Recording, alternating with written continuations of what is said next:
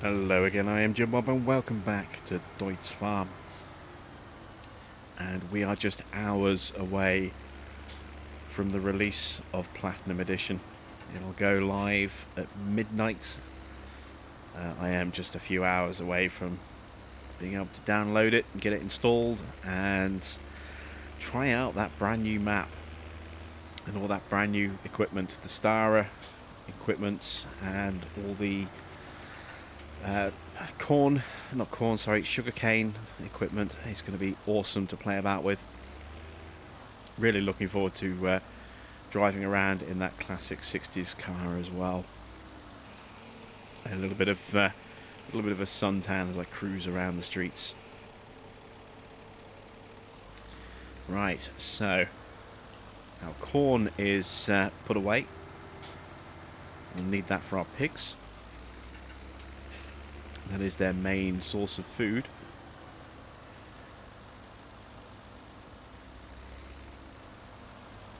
So we're going to put this away just here.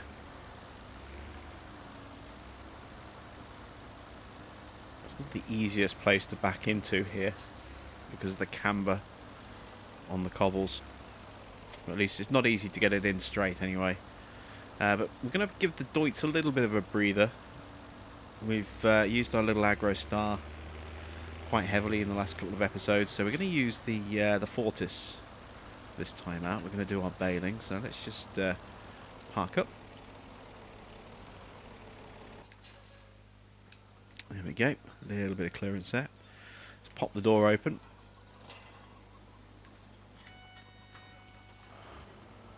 We're going to need the round baler, which lives in here. There it is.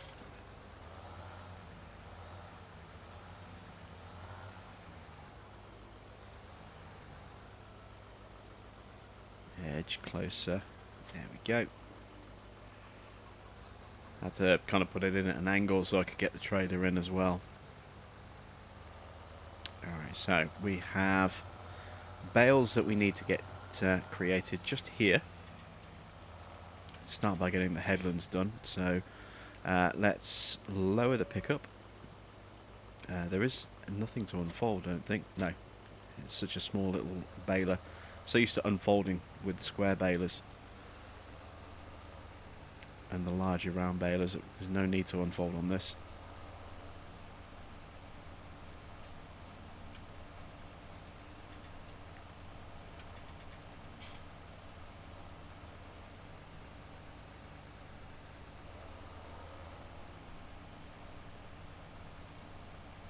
There we go.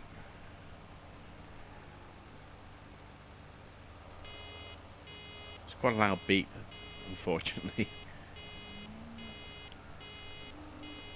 And there is no way to turn that off that I know of.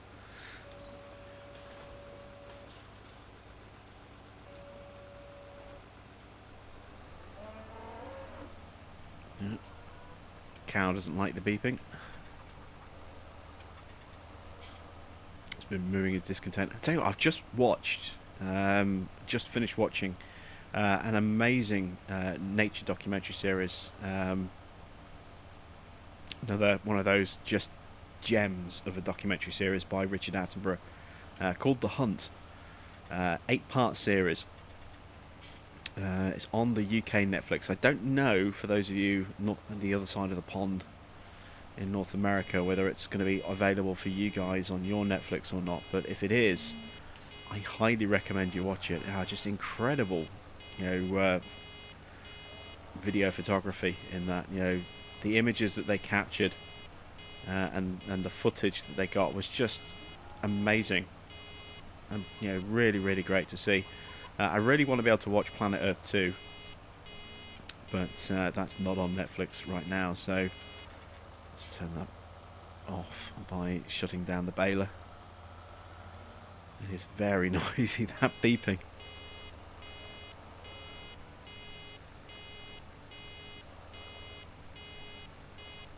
I wish there was kind of a way to disable that beeping noise.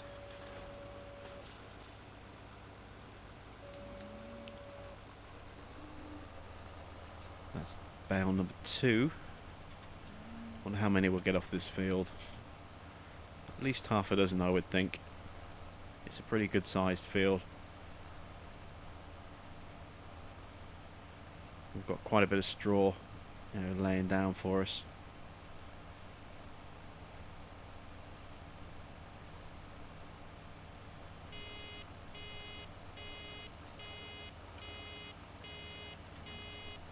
Still got one more headland to go on the other end of the field.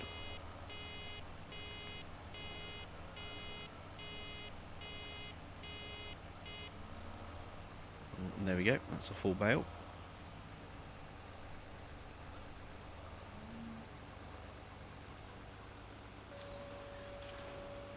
I'll drop that off just there.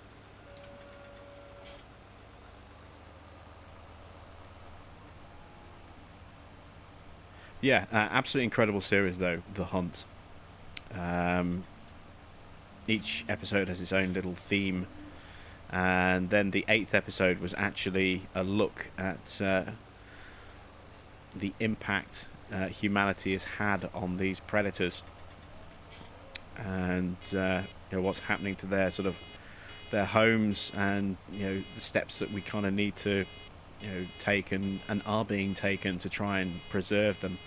You know, they talked about tigers in India, and they're actually thriving again now. Their numbers are starting to rebound quite strongly, thanks to the steps that the Indian government has been taking with paid relocation to allow the you know, sort of the land to you know, be reclaimed by nature, which will then allow the prey numbers to kind of go up again, which then allows the number of tigers to increase as their grounds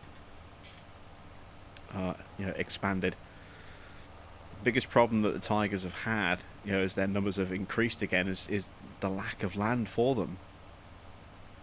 You know, there was a point when I think there were less than, you know, from 300,000 tigers down to less than 2,000. They were, you know, seriously endangered, but they're now numbering around about 2,500, I think. And then you get to a point where the land is not there anymore, because obviously the population just keeps moving and expanding.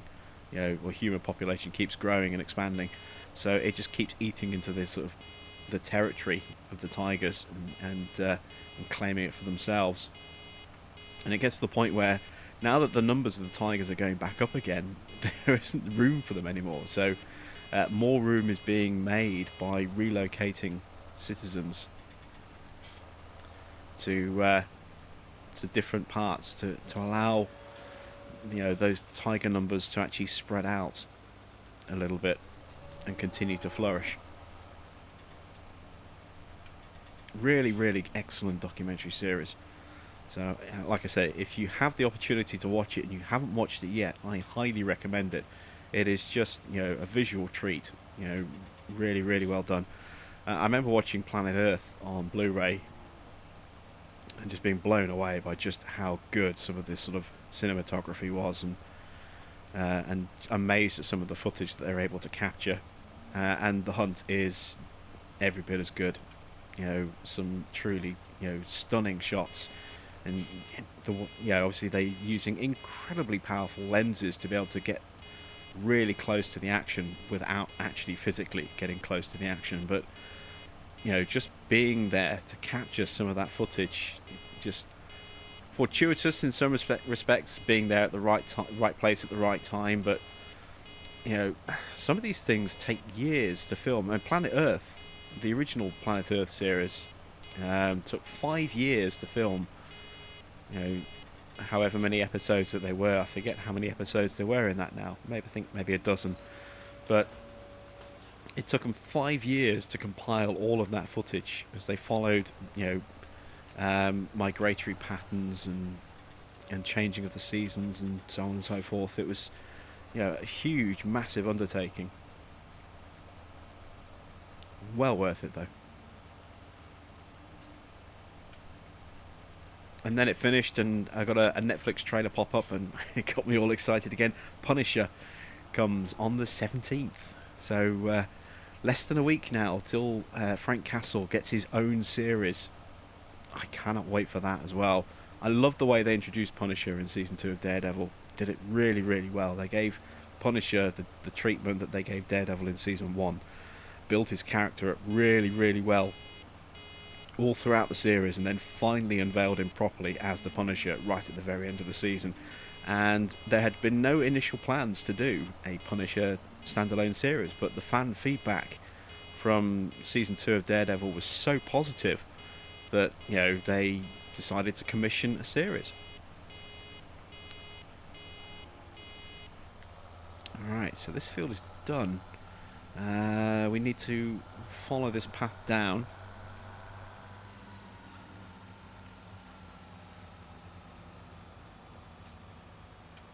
Make our way along the side of the stream here to field 22, I think it is. No, field 2. 22 is where we had our canola. And bale up this straw. This is a smaller field, so we might only get, say, 5 bales off this one, 4 or 5 bales, not counting the one that's already in the back.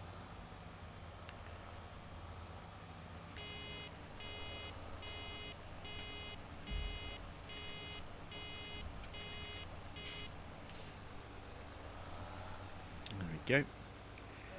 Just to check that bale out.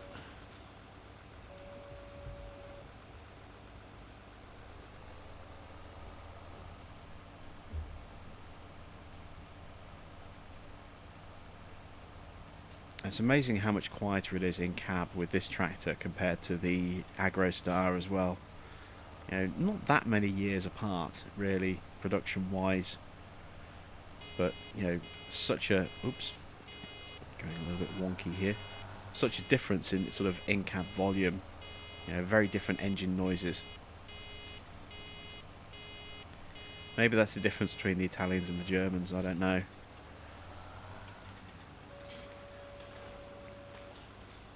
Maybe it is just, you know, product of the time.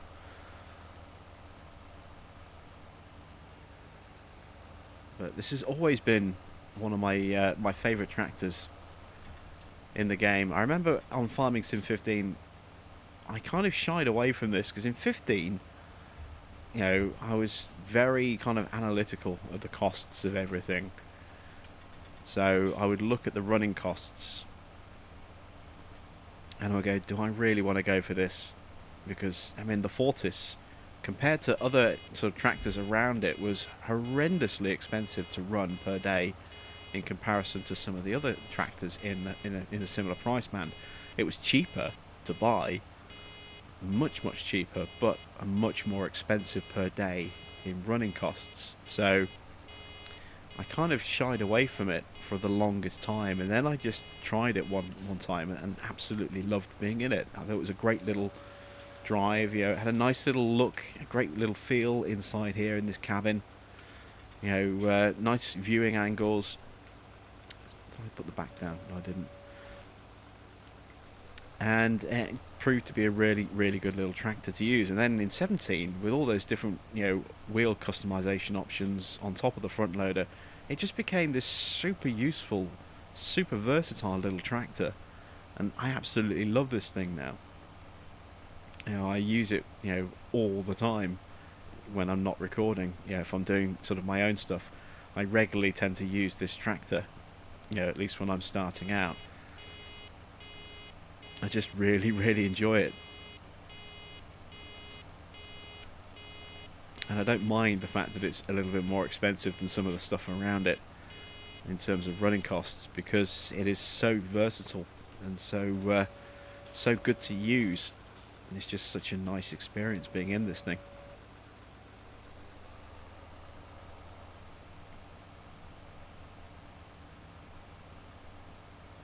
For the same reason, I was always a huge fan of the Case Puma when this game went live as well, because it had all of those different wheel options and it had the customizable engine options to take it all the way up to 270 horsepower, you know, with a base cost of just 192 grand. You know, it could have a front loader, it could have you know, standard wheels, wide wheels, weighted wheels, skinny wheels, and this engine option.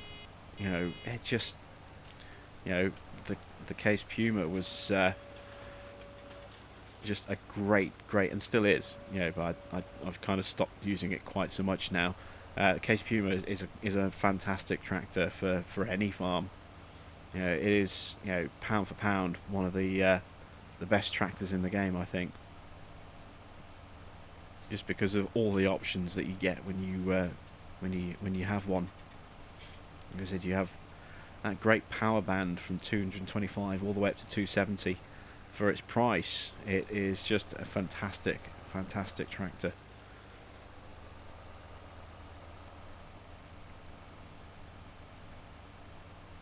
And I found when I was playing 17 for the first couple of months, I found I was just continually using the same few tractors over and over again. It's like it was the same in 15. I always used the New Holland T6. It was my de facto default tractor to use. You know, I very rarely had a farm going without at least one T6. And so this is why I started doing themed Let's Plays, because it breaks that cycle of just using the same equipment over and over again. You know, if you have no theme running through your farm, you'll just default to what you're comfortable using and what you're used to using. And you end up just using the same things over and over again. So putting yourself into a theme situation like we're doing here with Deutz and Same being in, you know, the predominant branding for this particular farm, and you know, the Case and Challenger theme that runs through American Midwest, and you know, obviously Fent Farm is a Fent theme and Massey Manor is a Massey theme. You know, by having those themes, you get to use, you know, all of that equipment, but only on those particular farms, and it forces you to change things up and mix things up for the next one, so you actually get to try a lot more of the equipment than you potentially would use normally. And that's a good thing, I think. You know, it forces you to experiment and try new things, and you can end up unearthing a new little favourite. So what are your favourite tractors out there? Let me know in the comments. You know, which tractors do you use, you know, more than the others? Which are your default go-to tractors? You know, which ones do you have, you know, a special place in your heart for? Let me know, because I am curious to see, you know, what you guys are using as well.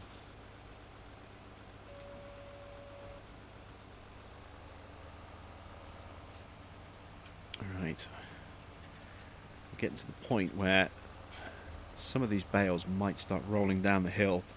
Obviously we do not want that. I don't want my bales rolling into traffic, or worse, into that little ditch at the bottom of the field there, which could make it very difficult to get them out. Or at least with the make it difficult to get them out with the stacker.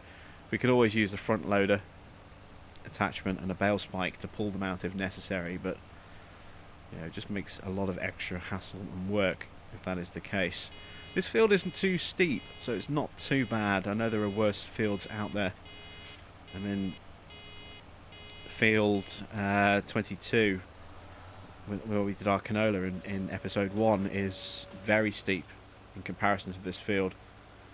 So that would definitely be a problematic one for us.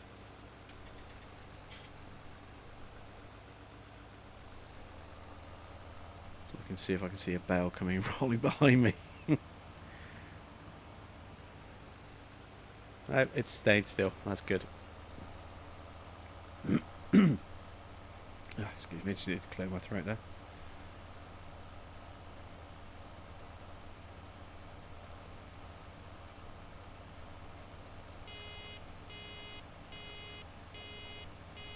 Ugh, that beeping. I wish I could turn that off. I really do. Let's just get this little piddly bit down here.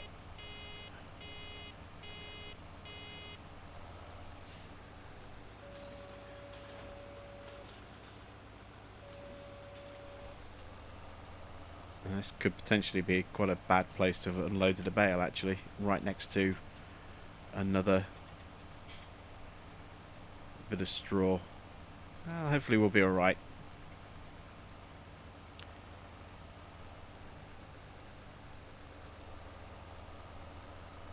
And they're staying put pretty well so far. Quite pleased to see that. I was worried that all of these bales would just start a tumbling the second they hit the ground. We've been quite lucky as well in the sense that we've been uploading them, or we've been unloading them, sorry, as we're going down the hill. So if they do start rolling the second they hit the ground, they go straight into the back of the baler and stop. So that's been quite helpful. Of course, now I said that, you know, the next bale after this one, we're going to unload on an uphill gradient. You watch.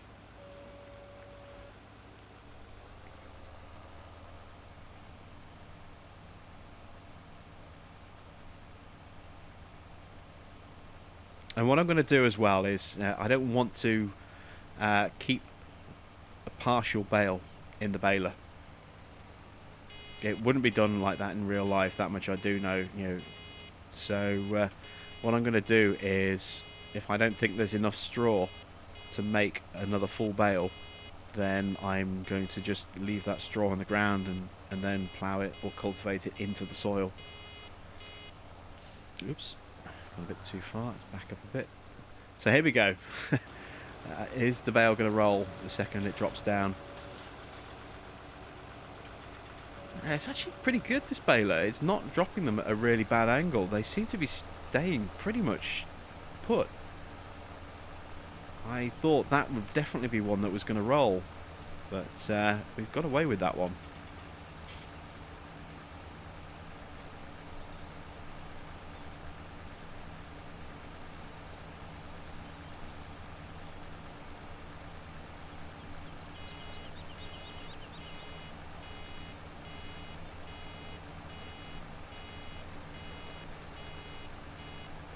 Really close to another full bale. There it is.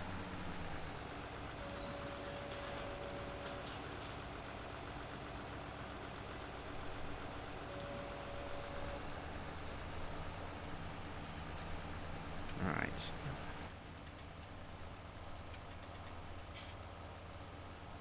So how many have we got on this field so far? 1, 2, 3, 4, 5, 6, 7 bales? It's hard to tell in cab when I'm still moving. Can't really see what I'm doing properly. Alright, let's have a look now. So,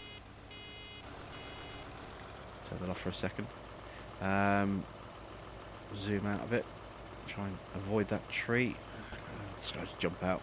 1, 2, 3, 4, 5, 6, 7 bales on this field already. I'm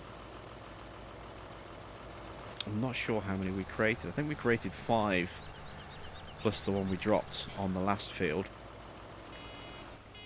So that's 13 bales plus. I have no idea how many we did on that first field that we baled either. We're going to have a lot of bales here. We're going to have an awful lot of bales. These will be worth not a lot. I'm used to selling bales on medium prices right now, so I'm not exactly sure how much we'll get for a straw bale at the barn. I know on medium it's $2.95 per bale. On hard, I'm guessing it's going to be around 150, 146, 147, 148, something like that. I don't know. It's not going to be as much. General rule is that the price halves the harder the difficulty. So you have your sort of easy prices, and then about half of that is your price for normal, and then about half of that again is your price for hard. That's the kind of general rule when it comes to your grain prices and your product prices.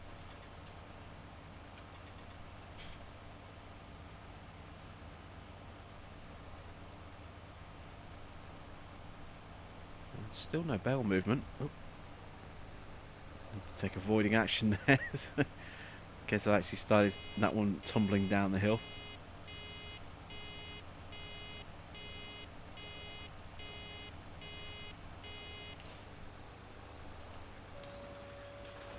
I don't think we're going to get a full bale's worth out of that, so I'm going to turn the baler off. That's it. We can collect that loose a little bit up with the Euroboss, actually, thinking about it. We have our forage wagon, so we can actually collect that straw up, not rather than just leaving it there. But I didn't want to leave partial bales in the baler. So, there we go. Let's put this baler back away. We're going to need the bale stacker. Let's get this in first, though. This is going to be tricky. Last time I did this, when I was getting everything sort of set up, I did it outside of the cab. I haven't tried to back this in this way, so this is going to be a bit of a test for me here. Oh, hit something already.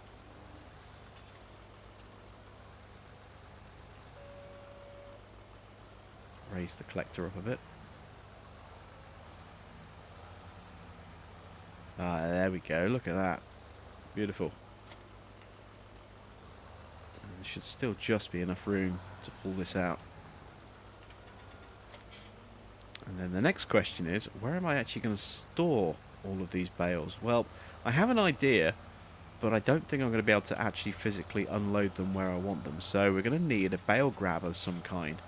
And I don't think we've got enough money for one of those. Which side is my loader? It's that side.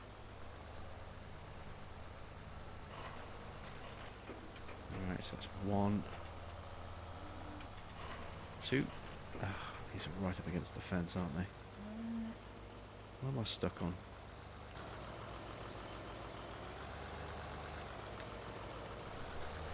Ah, the grabber was caught in the ground for a second there. Weird.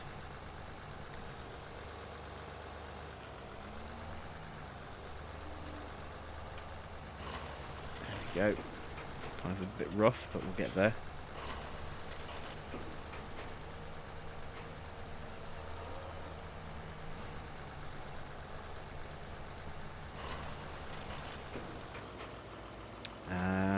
One more on this field. So 6 bales off here, that's not too bad. 7 effectively with that little bit that was left over, or yeah, that large bit that was left over that went to the next field. So I'm going to quickly just jump across here, grab 2 off the field that we've just baled. So it's a little bit of a shorter trip just for 2 bales.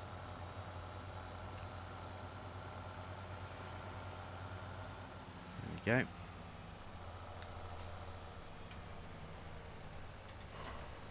That's 1. It's too tight a turn. Let's get this one by the fence. There we go. So we have our first full load of bales. Arm is up, yes.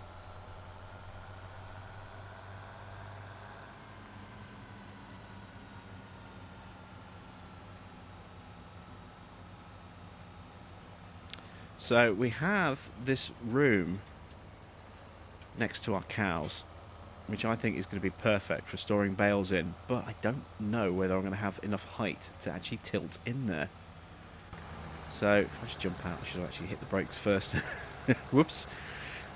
This area is perfect. Well, we do have the tilt height, but I don't know if I'm going to have the tilt angle.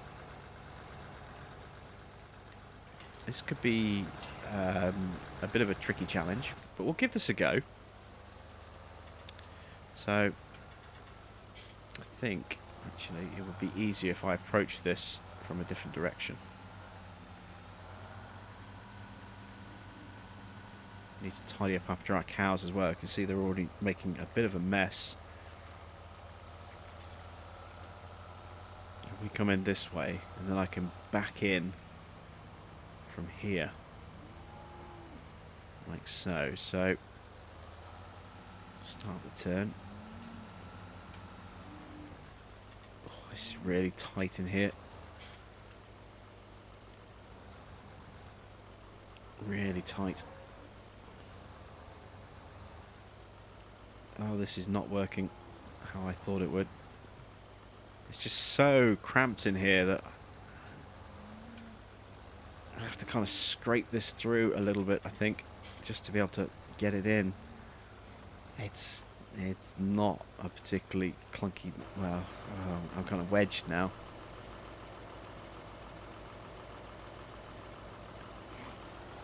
Only option there is to pull through a little bit further. Try not to run over the cows. Yeah, this is where I'm going to store the bales, but I don't think I can bring this thing in here again. I mean, I've got the height, but it's just so awkward trying to actually get positioned in here that I don't think that's going to be a viable option. So we'll tilt these, we'll drop these ones off, and then we'll just have to drop the rest off outside, and then I'll need to figure out the best way to actually bring them in here. And, oh no, they've gone through the wall. I think that's where my chickens are. Oh, what a disaster. Oh no, it's where the cows are, but look at that, I've got bales sticking through the... Oh, Christ almighty. What a mess. Ugh. I don't even know if I can actually get in this field. There is no physical way in here, I don't think. It's all completely fenced off.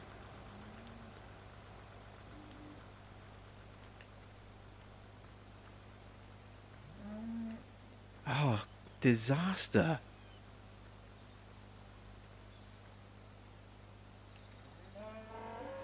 I've never actually noticed this little shed here before. That's perfect for bales. How did I not even know this was here? I've just found the perfect place for my bales when they're now kind of sticking through the wall. Ah, what a nightmare. Maybe, if I am really, really lucky, maybe this thing can actually pick them up.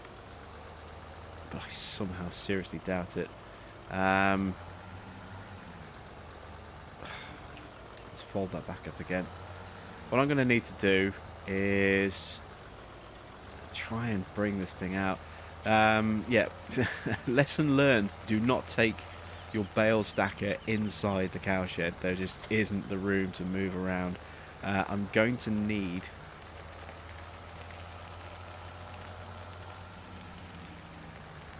this, and I'm going to need my bale spike as well, which is on that top shelf there.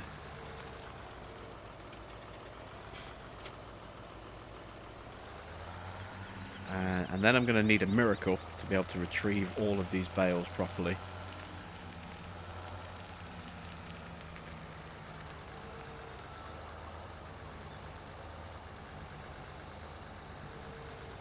What a disaster.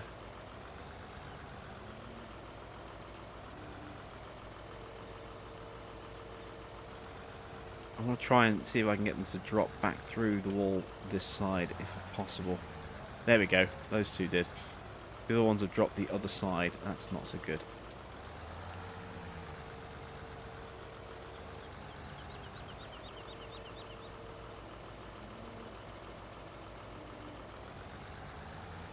Let's take these two out.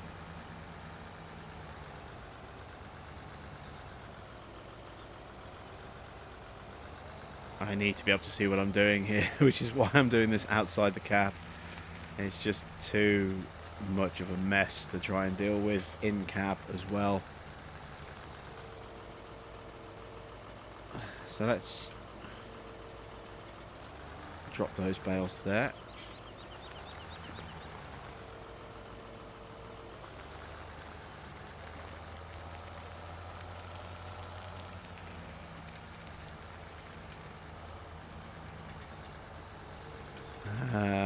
Look at that one, it's like some kind of crazy wall ornament.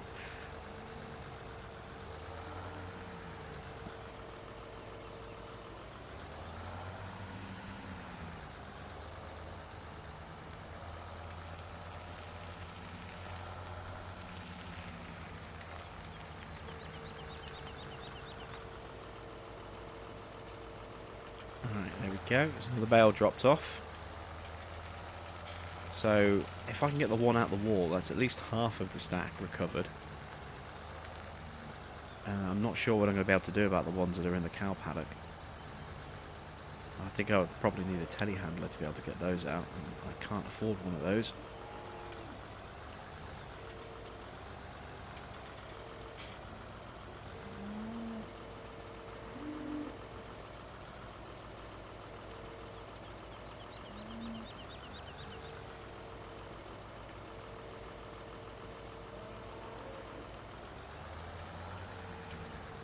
I'm not even sure if I can get this one out either.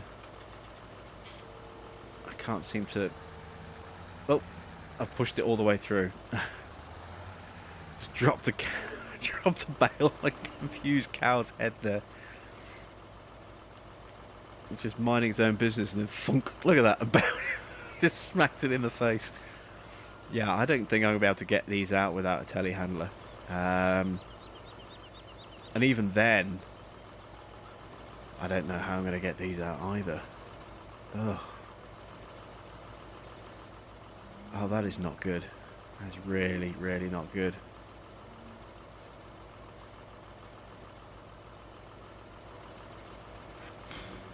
Alright, so,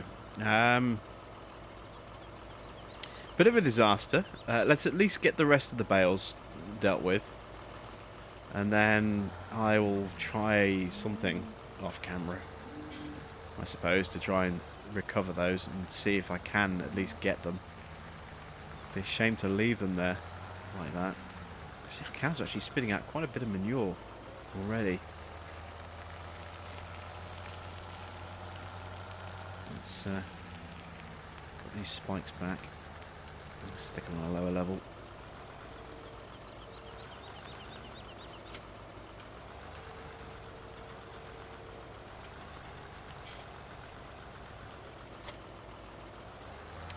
There we go.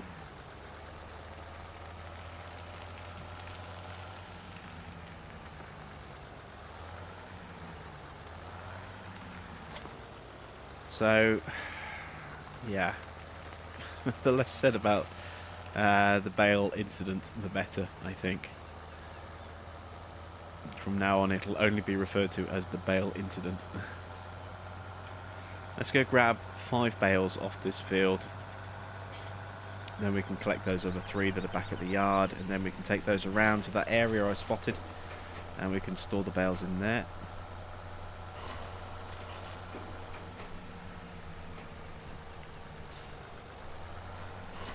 That's 3.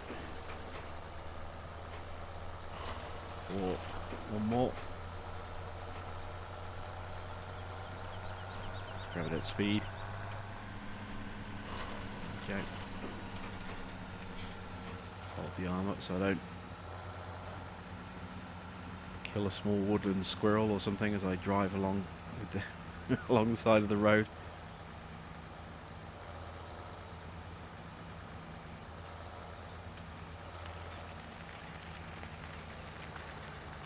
Those bales are going to bug me now if I can't get those out.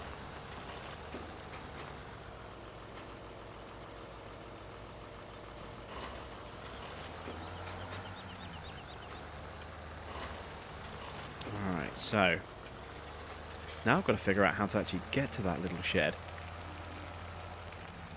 Can't come round this way because, oh, actually no, I can go up this way, can't I? So maybe I've got this shed here as well, but I don't really want to put bales in there. I suppose it kind of makes sense to put bales in there as well. I didn't even think about that shed there.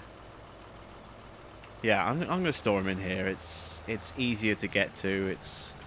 It's a definitely flat surface. Just make sure I don't stick them through the wall, and I should be fine.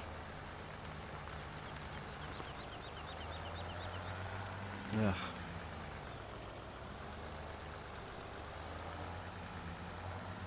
Alright, so let's get straightened up. Let's tilt the table.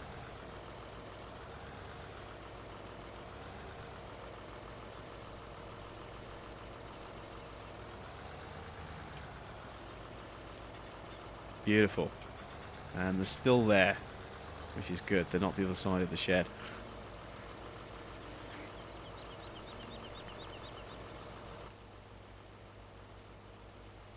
Wait for the arm to fold.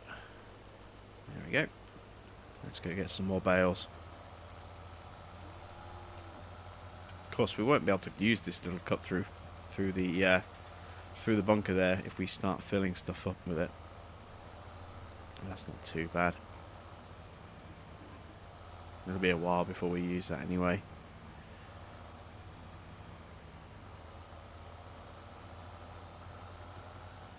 Very bouncy here. Is that? Yeah, I want to check this out. Is this a log or is this a pipe? Oh, it is a log. I thought it was.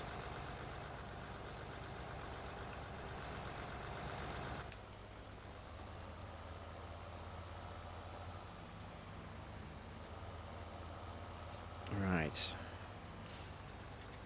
Yeah, something coming. We'll pull out in front of him.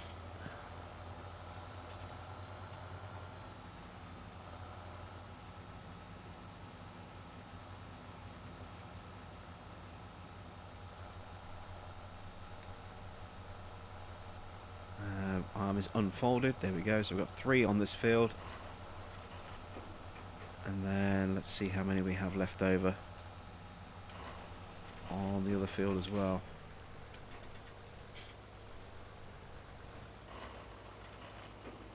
We still have that last little bit of straw to deal with there as well. Let's fold that arm back up.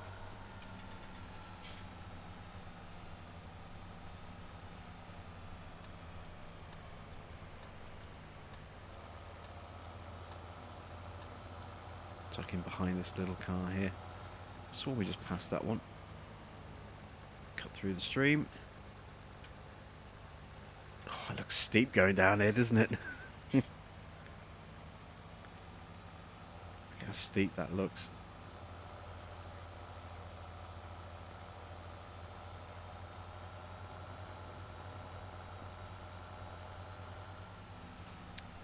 Unfold again.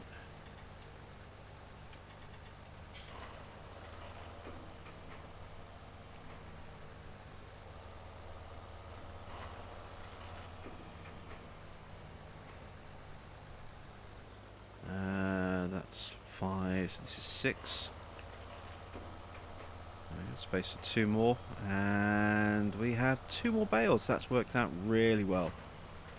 1 and 2. Perfect. So we have 2 stacks when we should have 3. Well, or at least, you know, 2 and a bit. It's worked out okay.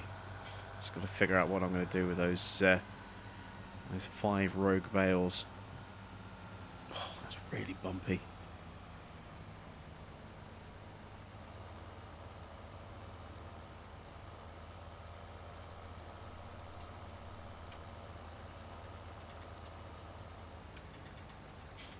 It is really tight around here. I like the fact that it's really tight around here.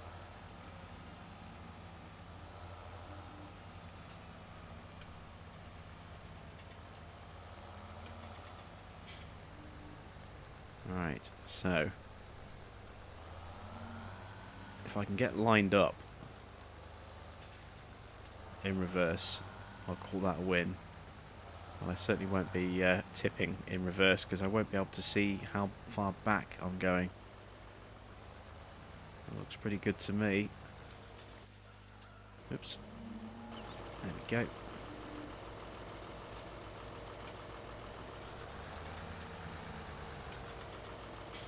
Oh, we are a little off. Let's just straighten up a bit more.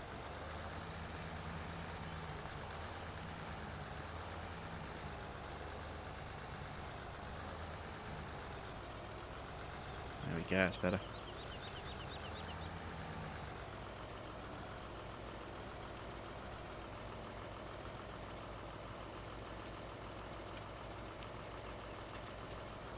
Perfect. Alright, well, I'll do the straw off the camera when I'm trying to figure out how I'm going to get those other 5 bales out. And we're going to call it an episode, I think, just here. So next time out, we will do some cultivating and some ploughing. Not in that order, we'll do the ploughing first. And then we'll be pretty much ready to start seeding our first crop. So thanks for watching. I am Jim Bob, and I will see you back with some more Deutz Fahrm very soon.